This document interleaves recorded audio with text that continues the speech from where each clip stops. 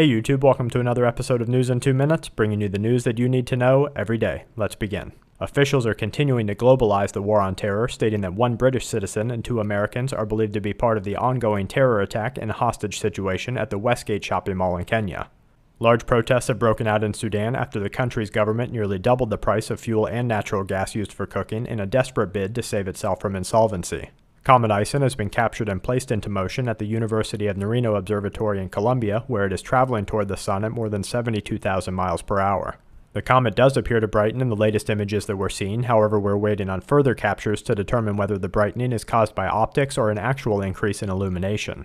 Ison is expected to reach the sun in November of this year, where it may become visible to the naked eye, making it the brightest comet in recent history, and may precede an increase in space weather and tectonic activity at the time. An official court in Egypt has completely banned the Muslim Brotherhood and all of its local networks in what is seen as a devastating blow to the Islamic organization.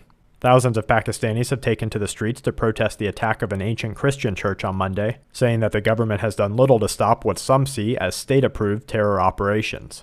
Researchers at the U.S. National Institute of Allergy and Infectious Disease have studied the MERS coronavirus and its effect in a species of monkeys, and have found that the disease becomes particularly virulent when infecting the lower respiratory tract, a clue that scientists say will need to be watched carefully if the virus is to mutate and become a global pandemic. And to wrap things up, tired of corruption, citizens in Mexico are forming armed militias to deal with continued narcotic violence. More than 40,000 homes have been hit by widespread flooding in Thailand. Over 100 new cases of dengue fever are being reported per day in India. Typhoon Pabuk is expected to parallel the coast of Japan, including the Fukushima nuclear power plant, and a 5.4 followed by a series of aftershocks in Papua New Guinea complete today's Quake Watch. And that's it for this episode of News in 2 Minutes. Check back tomorrow for more news that the aware need the most. This week's News in 2 Minutes is brought to you by SHTFplan.com, where even the officials go for news, and SQmetals.com for all your precious metal needs.